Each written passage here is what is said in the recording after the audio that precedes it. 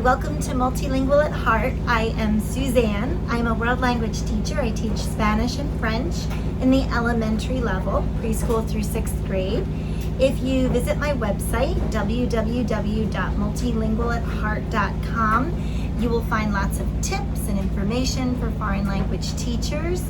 You can visit my free resource library.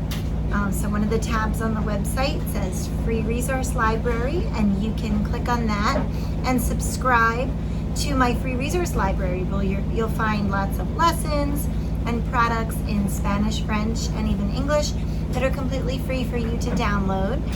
You can also click the shop tab, and there you will find lots of lessons and products in Spanish and French that are available for Spanish and French lessons as well as ESL.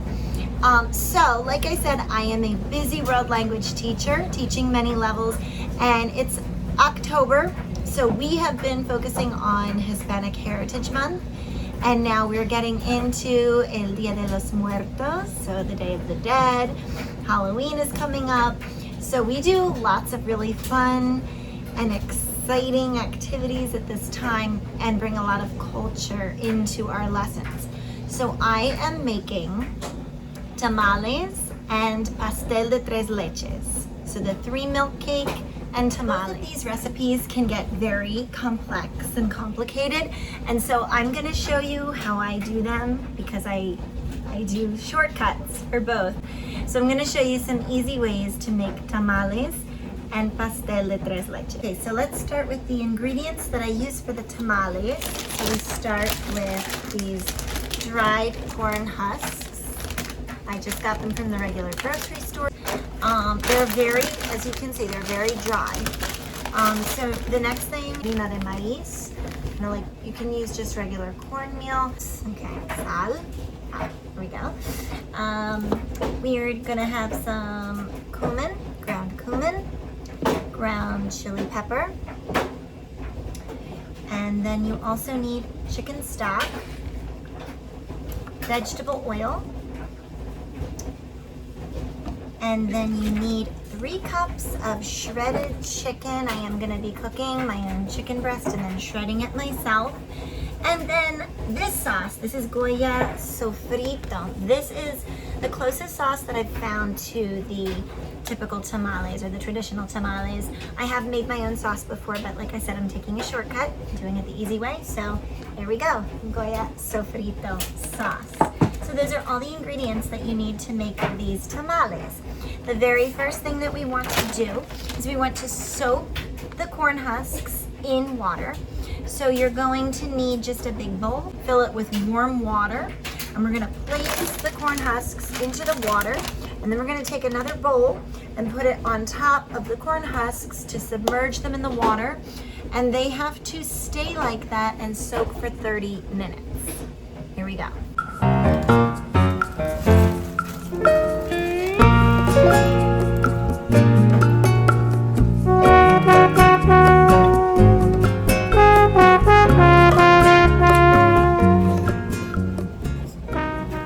I'm getting all of the ingredients ready for the tres leches cake. So, like I said, I'm taking a shortcut. So, for the ingredients, we have butter golden cake mix. Now, I am doubling the recipe. You only need 1 package for about 20 servings. I want about 40, so I'm doing 2 packages. Next, you want 3 eggs at room temperature. 6 eggs there, but you only need 3 for this recipe. I'm gonna do 2/3 of a cup, up to about here, and I'm gonna double that for the whole milk.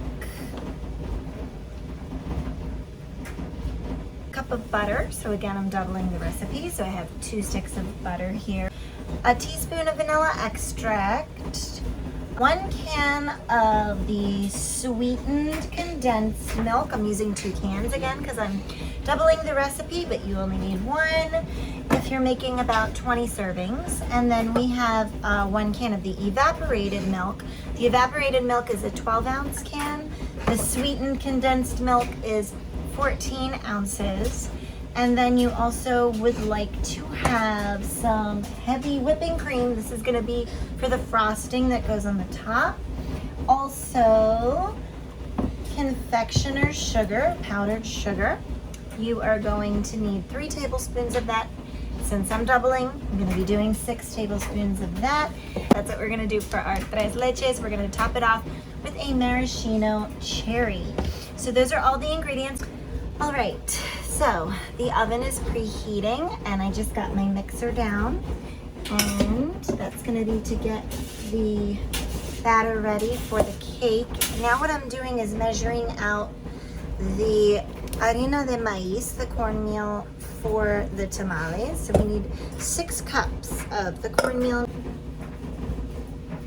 Okay, so we have our 6 cups of the yellow cornmeal all set and ready. So I am gonna take 3 packages of just regular chicken breast tenderloins, and I'm gonna go ahead and boil them.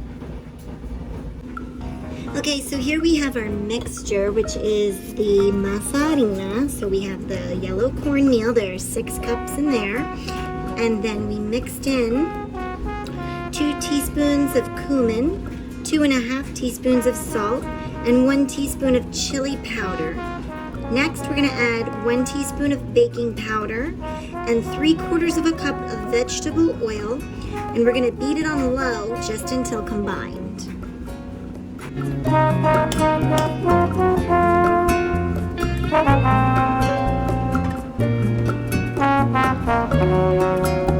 And now we're going to beat it on low very carefully.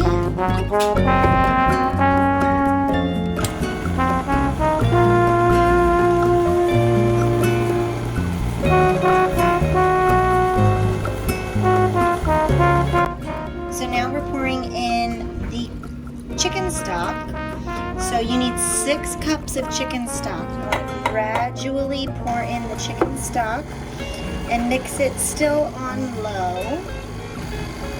And you can see it's starting to turn into a smooth, creamy mixture. Okay, so while the masa harina is mixing, I am preparing the cake pans with some canola oil spray. So just greasing the cake pans. I'm gonna mix it now with a spatula and put it into a separate metal bowl that I will be scooping it out of. Okay, so now we are taking the corn husks. They have been soaking for 30 minutes. We're laying them down on a tray that is lined with paper towels, laying each one down individually, patting it into the paper towel, and then taking another sheet of paper towels and placing it right on top of the husk. So now while my chicken is still boiling and I've laid out all of the corn husks and I have my masa for the tamales completely ready to go, I'm now going to start the cake batter.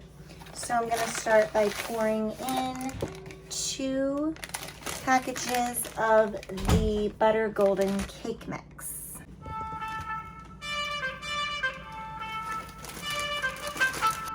And I'm doubling the recipe, so I used 2 packages of the butter golden cake mix. Now I'm cracking 6 eggs. If you're only making 20 servings, then you're doing 1 package and 3 eggs. And so now I just poured in 1.5 cups of milk. If you're doing just the 20 servings, you'll only need 2/3 of a cup of milk. And now 2 sticks of butter for the double recipe, and for just one stick of butter. Make sure it's softened at room temperature.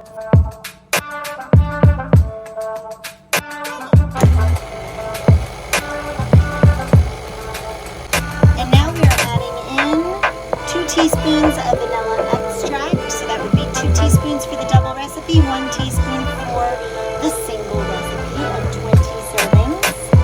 Now we're going to go ahead and beat it on medium for 2 minutes.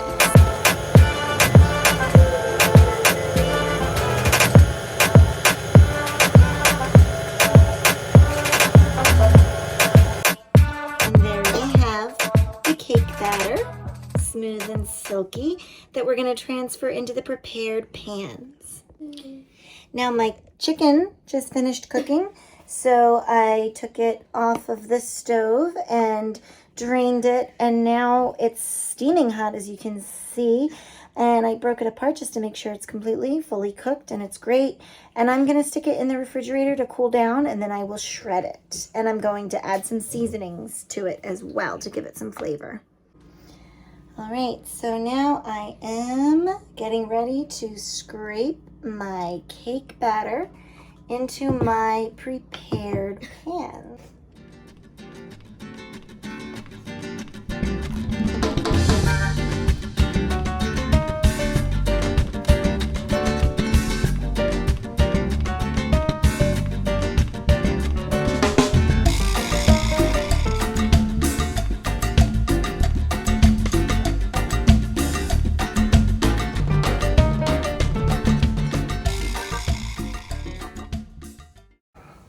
Okay, so now I am ready to put my cakes in the oven. And so here we go. So the next step is to shred the chicken. So I'm just taking my chicken that is now kind of room temperature and shredding it into another bowl. And the next step after that is to mix it with the sauce, which is the sofrito. Okay, so now we scoop the masa onto the corn husk using a 1/4 cup measuring cup, and then using the bottom of the measuring cup, just sort of spreading it. Mommy, it smells amazing. It does, doesn't it? So the cakes are out of the oven now. They're a little crispy golden, which is how we usually like them. And I'm gonna go ahead and poke holes in them. Now, you can use a fork or a skewer. Using a fork just to poke holes in the cakes. Okay, so I'm ready to make my milk mixture. So I'm gonna need 1 cup of heavy whipping cream, but since I am doubling the recipe, I'm doing 2 cups of heavy whipping cream. The evaporated milk, so I'm using 2 cans evaporated milk, 2 cans of sweetened condensed milk, and that is my milk mixture.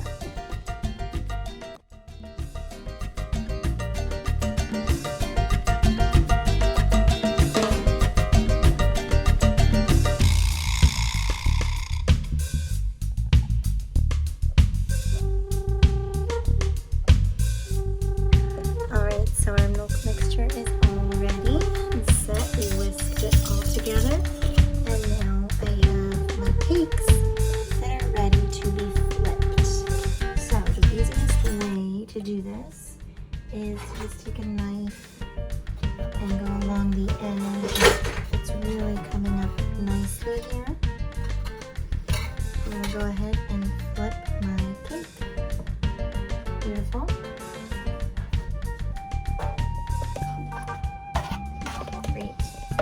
And then I'm going to make holes all over the cake. 2 cup measuring cup. And then we're going to pour it all over the cake gently.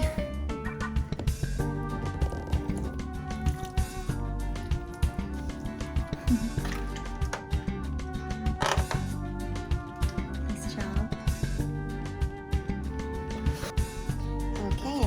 Cake is ready to be refrigerated overnight and soak up all of this delicious milk mixture.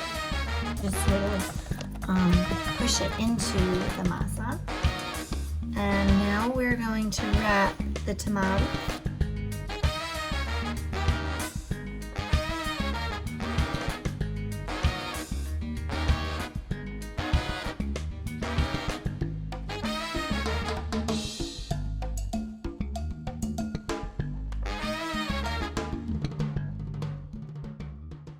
Like a little present. And this, of course, is just to steam it. Next step is steaming it for 30 minutes on the stove. So So then I take my tamal and just place it right into the steaming basket, kind of standing up, and cover it. And then as I make each tamal, as I finish frying each tamal, I'll just come over and place it into the steaming basket. It steams for about 30 minutes. My cake's chilled in the refrigerator overnight, and now I'm ready to make the frosting. And it's like a whipped cream frosting, so we use heavy whipping cream. So for one cake, you want 1 cup, and we're doing 2 cakes. We want 2 cups of heavy whipping cream. 3 tablespoons of confectioner's sugar, so we're doubling that. So we're going to do 6 tablespoons of the powdered sugar. And then we also want 1 teaspoon of vanilla extract, so we're going to do 2 teaspoons of vanilla. And then I also have my maraschino cherries for the decoration. I'm going to whip up the whipping cream and then put some into a piping bag to make it look nice. So I want to use my whisk attachment for my mixer since I am making a whipped cream frosting. 6 tablespoons of confectioner's sugar because we're doubling the recipe here.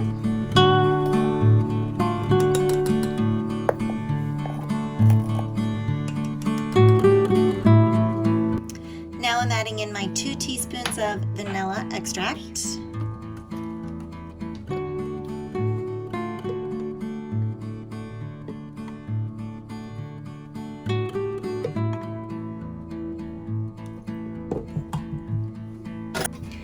And continue beating it.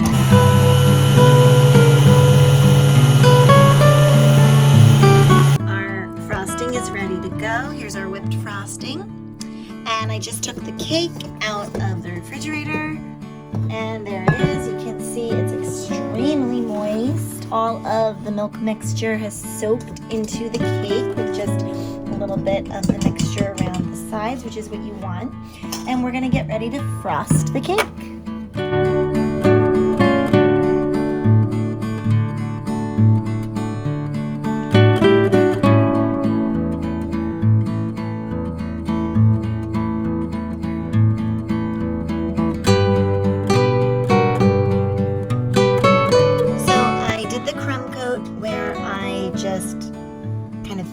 Frosted the top of the cake with the whipped icing and then put some in a piping bag, and so now we're decorating around the edge of the cake.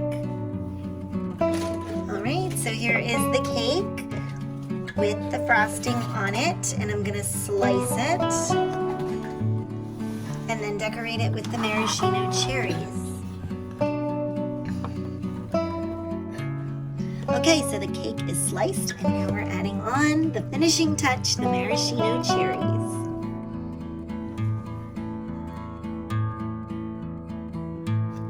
And there we go, all set and ready to serve. Okay, so I just took one of my tamales out of the steaming basket. It's been 35 minutes. I let it cook about 5 minutes over. And so I'm opening up my corn husk and lifting out the tamal. And so as you can see, it is pulling right off of the corn husk and is ready to go. All right, so I hope you guys enjoyed the recipes for the pastel de tres leches and the tamales. Those are both cultural recipes that I like to incorporate in my Spanish lessons with my students. I like to introduce my students to those authentic Hispanic foods. So it's something that you could do really anytime during the year. I do it during Hispanic Heritage Month between September 15th and October 15th.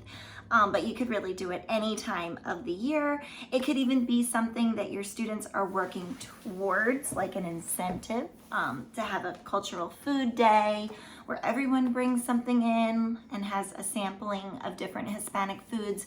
Or it could be something that you're just gonna bring in for your students, or you could have a special festival. Lots of different ideas there.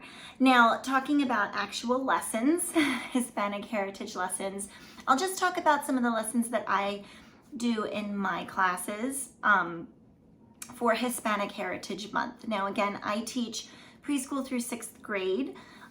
So we're really talking early education, elementary, and then middle school as well. So even if you're a middle school teacher, you know, these lessons could definitely apply to you. Now, these are definitely lessons, well, I'll focus first on the upper school for me, which is that 4th, 5th, and 6th grade level. So we start off the year talking about where the language is spoken. I teach French as well as Spanish, so we do that in French as well. A whole lesson with a word wall of all of the countries, and then they learn by looking at a map, and we have different interactive notebook activities that are fun, that involves the map and filling in the map of where the Spanish-speaking countries are located, so that they're really familiar with that. And so in 4th grade, for example, we do something called Que Bonita Bandera. So I'm sure you maybe heard that song before. It's a really great, catchy song that the kids love and they learn really quickly. And so we kind of use it for each of the Spanish-speaking countries. So they each choose a country. They make a flag that represents one of the Spanish-speaking countries, and then we sing a song and do it as a performance. And when it's their turn, they wave their flag and mention their country in the song. And so that particular lesson is called Que Bonita Bandera, and you can find it on my shop, Multilingual at Heart, which is on Teachers Pay Teachers. Again, you can also visit multilingualatheart.com to see all of the lessons that I have. For my older students, we actually learn about specific Hispanic influencers. And so we do a big project where I've actually collaborated with the art teacher, and they learn about a particular Hispanic influencer. They do some research in Spanish as well as in English. And they do a research report, and they draw a picture of the Hispanic influencer. And then in art class, they actually created masks to represent the Hispanic influencer. And now we put them together in a big, beautiful display, and it looks great. And so it's a really fun activity to do. I can actually put the masks that were used in the link below, and also link that lesson, which is a freebie, on my shop. So I'll link that down below in the description. And then in addition to that, just a lot of cultural activities, like when we talk about Hispanic food. So we actually do one project in 3rd grade where each student chooses a particular food from a certain Spanish-speaking country, and they get a picture of it and cut it out, put it on like a plate. So it is sort of like an art project along with an oral presentation. And it's one of the first oral presentations that the students do in class for the entire year. So that's a great lesson as well. And there are so many different things you can do, so many fun ways that you can bring culture into the language lessons to really bring the language to life. It's one of my favorite parts of my job. So I hope that you enjoyed this video. I would love to hear from you, so feel free to leave a comment below if you have any questions or ideas yourself for Hispanic Heritage lessons. Tell me what you teach. If you're interested and would like to see other videos about what I'm teaching, I am again, a world language teacher teaching Spanish and French to preschool through 6th grade, and please feel free to check out multilingualatheart.com, subscribe to the free resource library, and start downloading lots of free lessons. If this video was at all helpful or you'd like to see more content, please subscribe and also like and share. Adios!